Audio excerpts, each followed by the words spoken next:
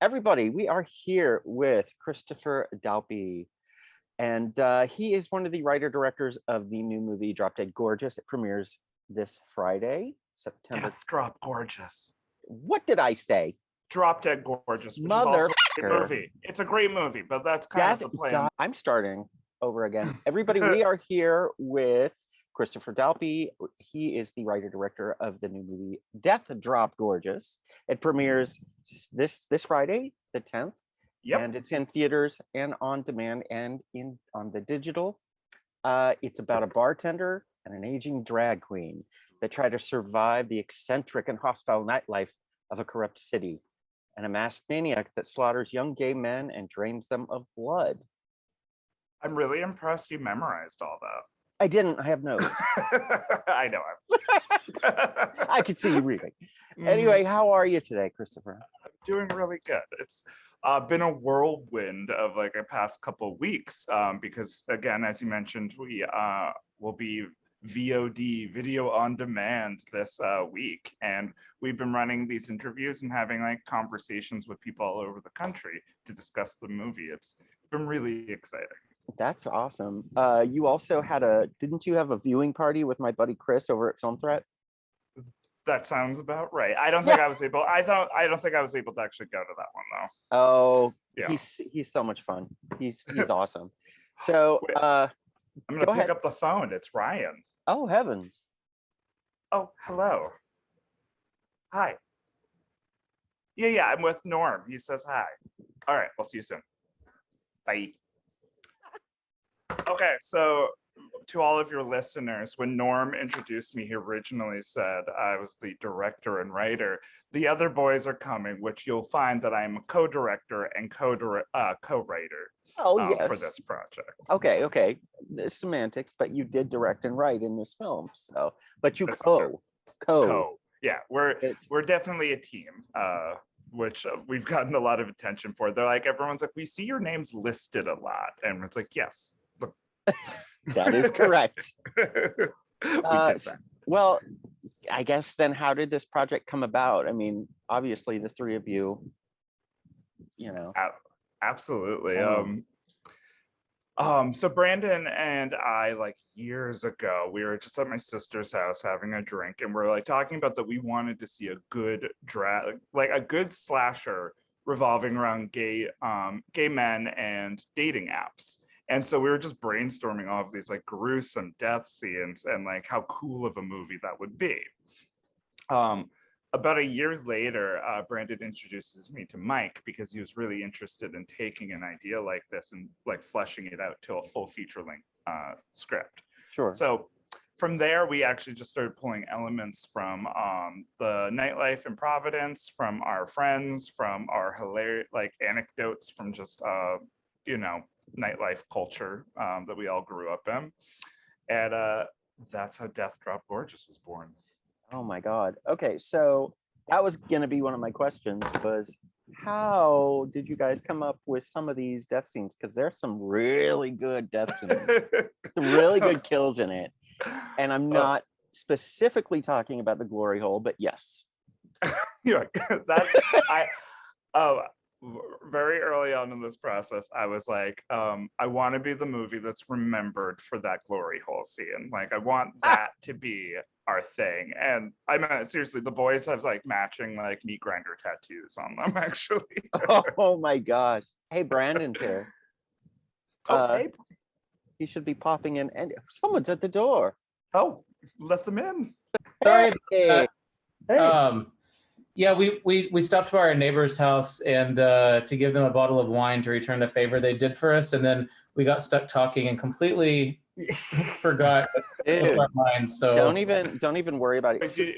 You didn't miss much. We covered where did this idea come from, and I gave a little anecdote about you being like meat grinder. We have to kill somebody with a meat grinder. I did try to steal the show and say that I was the only director and I was the only writer, but that was I was like, didn't you have like co? And he's like, there was no co. Sorry, Norm called us Drop Dead Gorgeous. I mean, some of our actors in the film still call it Drop Dead Gorgeous. So I know. Okay. We're throwing shade already. Okay. We'll Okay. drop heads on the soundtrack, which is funny. Well, that's cool. That's cool. Okay. So it's not all bad. All right. So we've covered the project. We've covered the amazing kill scenes, including the in the grinder and the glory hole. But another question: was that a real hoo-ha? Ryan, you have to answer this question. It was not a real hoo-ha, but it was the prosthetic of a hoo-ha. Of a real hoo-ha. Of a real Okay. It was a mold. It was Gotcha. But a really realistic one, right? I was. It almost looks like the hoo-ha of someone you know. Yes. I would say yes. It was. Yeah. It made me pause.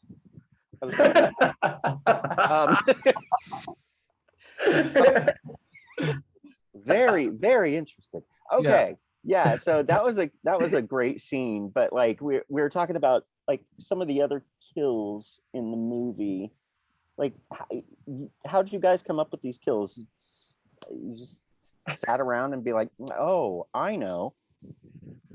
So one of our biggest influences is 80s slashers, and I think on paper a lot of 80s slashers aren't the most interesting plot wise. I think they retain rewatchability because of the gore and because of just like little other small factors in there too. And like I just wanted to make sure that like our film was explicitly graphic and had interesting kills that people would want to see again and again. I cannot stand modern slasher films that are goreless and the kills are off screen. I don't know if that's like an MKA choice or what's going on, but these movies just don't retain rewatchability. It's like you have the elements of an 80s slasher, but just not the interesting kills, and it's just kind of like I don't know. I don't know why you'd make a slasher without gore. It's just odd to me. Well, that's definitely it comes from trying to get a larger grab of the market and doing a PG-13 slasher, which just is not. I mean, does that even work for you? Because it doesn't for me. It sounds like an oxymoron, actually. Well, even like a lot of the modern like rated R ones too. Like we just saw a bunch, and like they were so tame. It's like a lot of like the Italian horror were in theaters, like the big French wave that happened like the early thousands. All that stuff was in theaters. But over the last like 10 years, it's just been so tame, and I don't know why. It's just like, why would you make these movies this safe? I mean, I don't know. knowing very well that there's a huge audience that like is consuming all of these old films for specifically that like grotesqueness and like those practical effects. Yeah. And it's like, I mean, that was one of the plus sides of also, I think, being like a first time indie film and with like zero expectations of ourselves. Mm-hmm. That we just had the freedom to like do whatever we wanted to, and there were no rules, there were no like producers or executive producers having a say in like what we had to do. So we were basically like, we're literally just going to do whatever we want, and whatever we have the means to do. And so yeah, I mean, I think it worked out in our favor in the end. So yeah. And go ahead. Sorry, Christopher. Sorry. I was gonna say that there was like a fun scene in the movie that involves like a turkey carver, right? And like it's so funny because originally that scene was written to happen inside of a kitchen. And so the turkey carver was always going to be there, but like we didn't want to let go of the turkey carver, even though we needed to like film the scene in a different spot. And we're like, no, the turkey carver stays. Like we're in a laundromat. It stays. So, okay, now you talk about wanting to lean into like the gore, the practical effects, which first of all, thank you. Because it was great to see a lot of splatter and gore and everything like that. But okay, so in making a queer horror film about drag queens, what were the cliches that you were leaning into and really having fun with, and then which were the ones that you were like, we have to avoid that? That's a great question, actually. Yeah. I think some cliches we're leaning into is a lot of the nonstop cattiness, the nonstop like quips to each other. Chris was really great about writing a lot of those too. I think like that you had a lot of good ones in there too. I think those, aside from just being stereotypes, they're true. I mean, that's like drag culture. It's like a lot of reading. It's a lot of like being a smart ass, a lot of sarcasm, a lot of, sometimes it's friendly, sometimes it's not. Sometimes it's pointed. So I think that was kind of a fun one. Unfortunately, like some of the non-fun stereotypes of like a lot of the racism and like the femphobia in the gay world is definitely a thing. I know people thought we were getting too political about things, but it's actually a pretty common thing. It's not anything that, we're not trying to throw in people's face. That it's like a real life thing. Like our main character, Dwayne, his real name is Wayne. A lot of his experiences we kind of worked into the script too. But I don't know if you guys have any more to say about that. Yeah, I would love to jump in on like not to like make our heads too big or anything, but what I love about how we depicted our drag queen characters is that though they are kind of fulfilling a lot of stereotypes, the whole movie is actually slightly an indictment of our culture. And like so we're raising some of these characters up as like funny, as mean, but it's also supposed to shine a light on those personalities as well. So like it's cynical. Like I always describe like these characters as cynical, of like we're reading them even though we're kind of glorifying them in a way too. Yeah, I suppose that is drag culture, period. Yeah.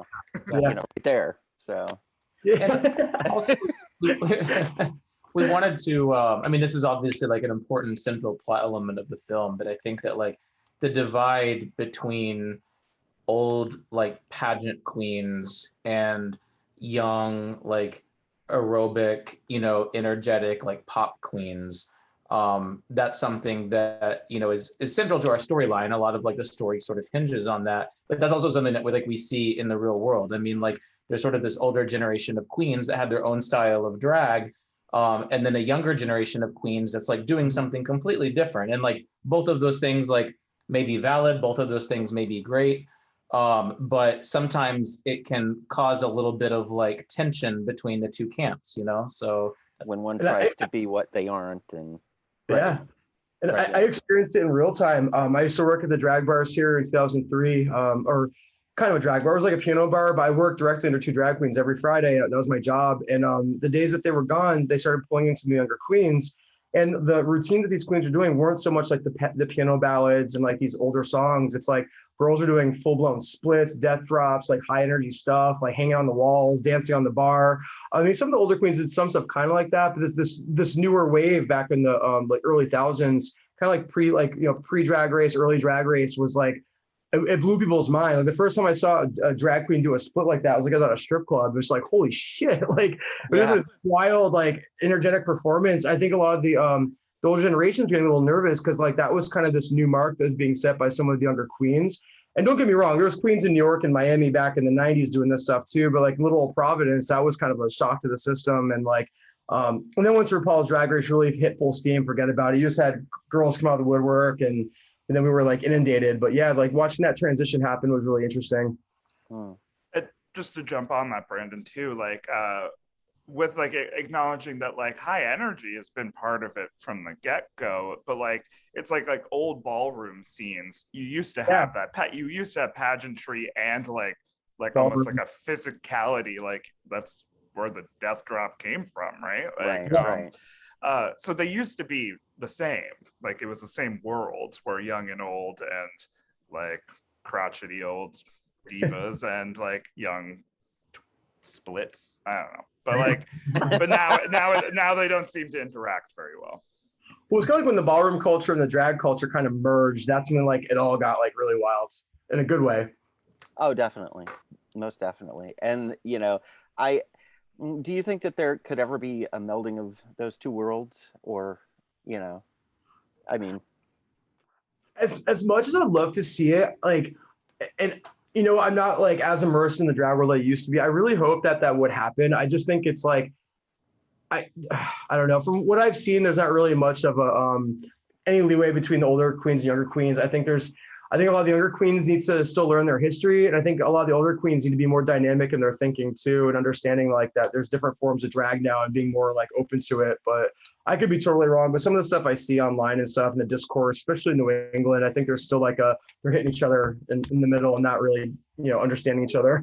I think if they are going to come together, it depends a lot on like the target audience of each of the groups and whether you are situated in like a venue or an event or something that's appealing to a really large crowd, because like the young, death drop, queens that are doing splits all over the place, like they appeal primarily to like a younger generation, people who are in their 20s, people who are in their 30s. The older generation, if you find like a piano bar somewhere where you have people that are 40s, 50s, 60s, you're much more likely to see like a ballad, pageant queen doing a performance, or something there. So I think that like if there's a death drop, somebody actually needs to call the emergency. If Gloria Hall does a death drop, then yeah. So. Somebody get the life alert. So okay, so who wrote the line "I douched for this," and why is that the best line in the film? You're looking at. I meant I said it. I think you improv that. I don't think that's even in the script. I could be wrong. I'm a horrible editor where I was just like, I'm like, this is what it says on paper, but I'm like, I'm not going to do that. Well, I mean, you went the Christopher Guest route, I guess. But yeah, that part actually just killed me. I was sitting there watching it, I was like, but in that scene, you also address the femphobia and the racism in the culture, and I thought that was fascinating. And then you punctuate it with, butt stuff. highbrow humor. So okay, so let's talk about drag names. Your favorite drag names in this film, or maybe just your favorite drag names that you've heard. Brandon, what's your drag name? I have a few. Brandon, we have a drag name? So I love, there's Cloaca Sevigny, which is fun. Loose Trash. Loose trash is my favorite. Like all that loose trash like blowing around the city like this. Oh my God. During Christmas, I like to call myself Marianne Bright, but anyway. But just during Christmas. Only during Christmas. That's when she comes out. The rest, I'm Lucinda Rear. So that's a good one. So good. So what advice would you give to other gay filmmakers that are really pushing to get things made right now? I mean, I feel like I keep talking, so I don't want to cut people off. Chris, my biggest advice is everyone. Like, honestly, that's really my best advice. Like, can you clarify? Yeah. So fuck those people in particular.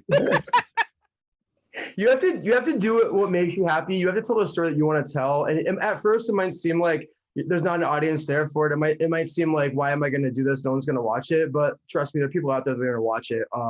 And I think there's a lot of pressure and intimidation from the film world, from the LGBTQ community, especially. The horror community is a mixed bag. There's a lot of really phenomenal people, but there's also a lot of like mouth breathing incels that are scared of the LGBTQ stuff. But that's all their story. But you really just have to go in and do it. You can't be afraid. You have to utilize your community. You have to utilize what you have. Tangerine, they filmed that movie with an iPhone and some sound equipment, and that movie's fantastic. There's free editing software up and down the internet. DaVinci Resolve is free. It's just as good as Premiere and Final Cut. If you have a story to tell, just tell it. Do the best you can with it. We have this standard in our brains in this country about what a movie is supposed to look like. It's supposed to be like that Hollywood standard. But you got to step back for a little bit. Remember that like there's millions and millions of dollars being tossed at these films to look like that. And it's okay to like look at movies that don't look like that and accept them as real films. Remember that people are telling stories just like these other producers, just on a smaller scale and budget. And so the DIY amateur community, there's probably gold that we don't even know about that's out there. So I think people need to really readjust like how they view the film world. Absolutely. Yeah. And I would love to add to that, like, with all of this attention the movie's garnering right now, and like this, like almost like surreal trip that we're on. Like, there was once a time where we were like, we're just gonna do this because we want to, and so we were gonna take it as far as we think, as far as it'll go, is kind of the attitude we had. And I think if we didn't have that attitude, the movie wouldn't be as rich and unique and wild as it is. So I think the fact that none of us were technically filmmakers before Death Drop Gorgeous ever came into existence is like, it should speak to the folks who are interested in doing this that you could do it as well. Like, get what I'm putting down. Yeah. I can pick up what you're putting down. Yeah, I think that's definitely, I think Mark Duplass said that, like, nobody's going to help you. You don't need permission. Just go and do it. Yeah.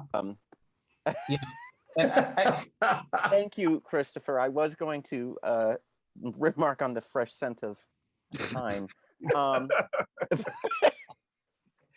But now, okay, a side note, and this is total non sequitur, but one of my other favorite things that, how you portrayed the queens was you just, when they're just doing their thing, like when Gloria Hole is just at home in full drag, giving us Mrs. Roper realness and making a fruit salad for bingo. Yes. Yeah, that's what drag queens do on a set. Well, this is what they, yes, exactly. That's what they think the wig comes up. No, they're moping around the house, drinking bourbon and cantaloupe rinds and all. That drag queens actually digest rinds. Yeah. It's an often overlooked fact. Them in their natural environments. Also, the interview got bumped to today because you guys were at a fundraiser, yeah? Okay. We just did that last night. Right, but like, plug it. Tell me about it. Yeah. Well, so we are currently in production for a new film called Saint Drogo, and our co-writer, co-director Mike, it was his birthday yesterday, and he really wanted to get roasted for his birthday. Nice. So we booked the Dark Lady, where we filmed the majority of Death Drop Gorgeous, invited people, had some tickets to sell, and then we just went up and read each other to filth. Nice. Oh, I want that for my birthday one day. That'd be fabulous. I would like to be invited. I'm ready for to this. be shredded by queens. That would be life. Okay. Well, you guys, thank you for making a queer horror film. Thank you for making me laugh and for giving us, nice practical gore. Thank you so much. And I wish you the best of luck on Death Drop Gorgeous. Thank you, Christopher. You got it. Well, I had to correct him earlier. That was the problem. So, Doesn't surprise me. You guys, best of luck on this. Please stay in touch. And if you need anything, let me know. Okay, guys, thank you so much. And best of luck on this release. Please stay in touch. All right? Thank you. All right, you guys, take care. All right, have a good night. Thank you. All right.